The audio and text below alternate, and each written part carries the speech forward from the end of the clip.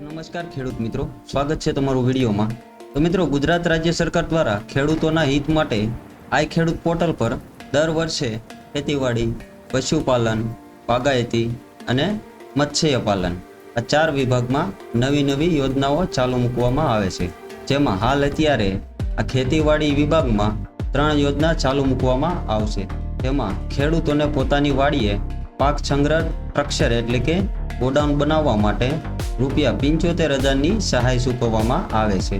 તો આ યોજનામાં ઓનલાઈન અરજી કેવી રીતે કરવી તેમજ ઓનલાઈન અરજી માટે કયા આધાર પુરાવા જરૂરી રહેશે અને આ યોજના હેઠળ જે ખેડૂતોને ગોડાઉન બનાવવાનું હોય છે તે કઈ રીતે સરકારના નિયમો પ્રમાણે બનાવવું તેની તમામ માહિતી તમને આ વિડીયોના માધ્યમથી જાણવા મળશે।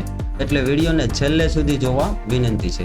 અને હા, તમે વિડીયોમાં પહેલી વાર આવતા હોય તો અમારી ચેનલને સબસ્ક્રાઇબ જરૂરથી કરજો અને સાથે જ વિડીયોને લાઇક અને શેર પણ કરતા રહેજો, જેથી જે પણ ખેડૂત મિત્રોએ હજી સુધી આ યોજનાનો લાભ ન લીધો હોય તો તે પણ આ યોજનાનો લાભ લઈ શકે। મિત્રો, ગુજરાત સરકાર કૃષિ ખેડૂત કલ્યાણ અને સહકાર વિભાગ સચિવાલય ગાંધીનગર તરફથી આ પરિપત્ર જાહેર કરવામાં આવેલ છે। જેમાં ચાલુ વર્ષ 2024-25માં મુખ્યમંત્રી પાક સંગ્રહ સ્ટ્રક્ચર એટલે કે ખેડૂતોને પોતાની વાડીએ ગોડાઉન બનાવવા માટે આ યોજનાને મંજૂરી આપવામાં આવેલ છે। તો મિત્રો, આ યોજનાના હેતુ વિશે વાત કરીએ તો રાજ્યના દરેક વર્ગના ખેડૂતોને કૃષિ પેદાશોના સારા ઉત્પાદન મળવા છતાં કમોસમી વરસાદ, વાવાઝોડું, અતિવૃષ્ટિ તેમજ અન્ય પરિબળોથી ઉત્પાદનની ગુણવત્તા પર માઠી અસર થાય છે એટલે કે નુકસાની જાય છે અને લાંબા સમય સુધી પાક સંગ્રહ માટેની કોઈ યોગ્ય વ્યવસ્થા ન હોવાના લીધે પાકોનો બગાડ પણ થાય છે।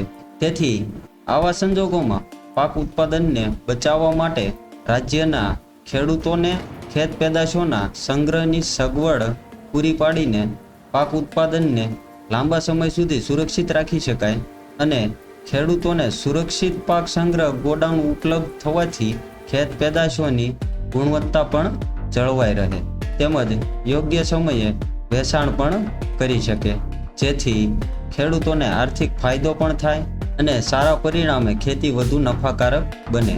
તે હેતુથી રાજ્યના ખેડૂતોને પાક સંગ્રહ સ્ટ્રક્ચર એટલે કે ગોડાઉન બનાવવા માટે આ સહાય આપવાની યોજનાને વર્ષ 2024-25માં ચાલુ મૂકવાની મંજૂરી આપવામાં આવેલ છે। ત્યારબાદ આ યોજનાની જે સહાય છે તે રાજ્યના દરેક વર્ગના તમામ ખેડૂતોને મળવાપાત્ર છે તેમજ ખેડૂતોએ પોતાના ખેતર ઉપર સ્પેસિફિકેશન ધરાવતા પાક સંગ્રહ સ્ટ્રક્ચર એટલે કે ગોડાઉન બનાવવા માટે કુલ ખર્ચના 50% અથવા તો ₹75,000 આ બેમાંથી જે ઓછું હોય તે સહાય મળવાપાત્ર થાય છે। ઉદાહરણ તરીકે જોઈએ કે કોઈ પણ ખેડૂત મિત્ર આ યોજના હેઠળ પોતાની વાડીએ ગોડાઉન બનાવે છે અને તેનો કુલ ખર્ચ ₹2 લાખ થાય છે તો તેના માટે 50% લેખે ગણતરી કરો તો સરકારને કુલ ₹1 લાખ લેખે ચૂકવવાના થાય। એટલે આવા સંજોગોમાં વધુમાં વધુ ₹75,000 જ સહાય મળવાપાત્ર થાય છે।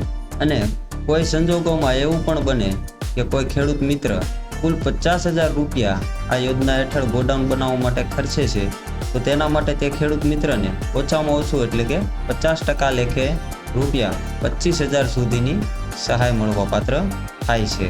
અને જે આ સહાય છે તે એક જ તબક્કામાં ખેડૂતોના ખાતામાં ડીબીટીના માધ્યમથી જમા કરવામાં આવશે।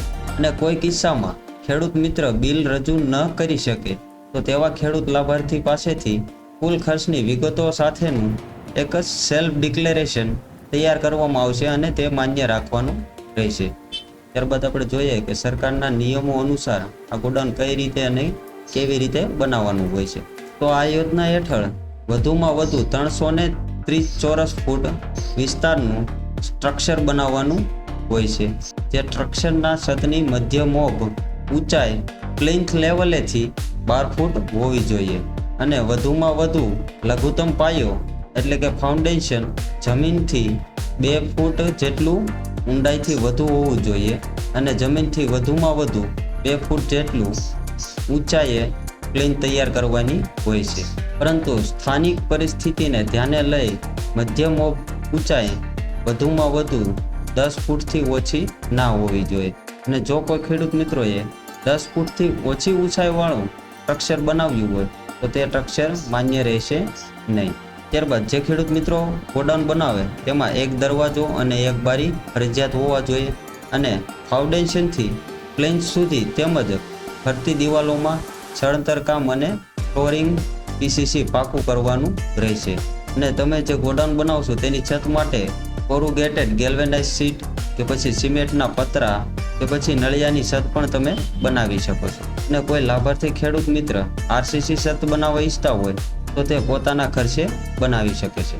ત્યારબાદ આ યોજના હેઠળ લાભાર્થીની પાત્રતા. તો આ યોજનાનો લાભ રાજ્યમાં જમીન ધારણ કરતા તમામ ખેડૂતોને મળવાપાત્ર રહેશે અને કોઈ પણ લાભાર્થી ખેડૂતોને તેઓની જમીનના 8 મુજબ એકથી વધારે ખાતેદાર હોય તો તે પૈકી કોઈ પણ એક જ ખાતેદારને લાભ મળવાપાત્ર થશે.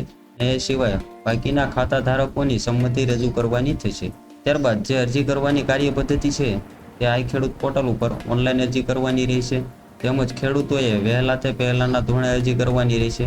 કારણ કે જે તે તાલુકામાં લક્ષ્યાંક ફાળવેલું હોય તે લક્ષ્યાંક પૂર્ણ થઈ જાય ત્યારબાદ તે તાલુકો બંધ કરી દેવામાં આવશે. અને અરજી કર્યા બાદ અરજીની પ્રિન્ટઆઉટ મેળવી લેવાની રહે છે અને ત્યારબાદ તે પ્રિન્ટઆઉટમાં અરજદારે સહી તેમજ અંગૂઠાનું નિશાન કરવાનું રહે છે.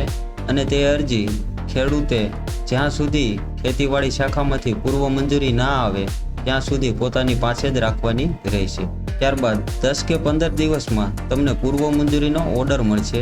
તે ઓર્ડર સાથે અરજીની પ્રિન્ટઆઉટ અને જરૂરી આધાર પુરાવા જેમ કે અનુસૂચિત જાતિ, અનુસૂચિત જનજાતિ બંનેમાંથી કોઈ પણ કેટેગરીમાં તમે આવતા હોય તો તે માટે તમારે જાતિનું પ્રમાણપત્ર જોડવાનું રહેશે. ત્યારબાદ 8 નકલ અને જે જમીન ઉપર તમે સ્ટ્રક્ચર બનાવતા હોય તેના 7 વાર. ત્યારબાદ એક બેંક પાસબુકની નકલ, જે બેંકમાં તમારું આધાર કાર્ડ લિંક હોય તે, અને સંયુક્ત ખાતેદારના કિસ્સામાં બાંહેધરી પત્રક. ત્યારબાદ બાંધકામ સંબંધિત આધાર પુરાવા અને જે પણ તમે સ્ટ્રક્ચર ગોડાઉન બનાવેલું હોય તેની સાથેનો એક ફોટો. એટલા આધાર પુરાવા સાથે જે આ પાક સંગ્રહ સ્ટ્રક્ચર ગોડાઉન યોજના છે તે તમારી અરજી ખેતીવાડી શાખામાં રજૂ કરવાની રહેશે. અને જે ઓનલાઈન અરજીઓ છે તે તારીખ 18/6/2024 સવારે 10:30 કલાકે ચાલુ થઈ જાય છે. તો આ રીતે મિત્રો જે આ પાક સંગ્રહ સ્ટ્રક્ચર એટલે કે ગોડાઉન બનાવવા માટેની યોજના છે તેમાં તમે ઓનલાઈન અરજી કરી શકો છો. તો મિત્રો આવી જ નવી યોજનાઓની માહિતી માટે તમે અમારા સોશિયલ મીડિયા ગ્રુપ વોટ્સઅપ તેમજ ટેલિગ્રામમાં જોડાઈ શકો છો, જેની લિંક તમને વિડીયોની ડિસ્ક્રિપ્શનમાં મળી જશે. ફરી મળીશું એક નવા ટોપિક સાથે નવા વિડીયોમાં. ત્યાં સુધી જય હિન્દ, વંદે માતરમ.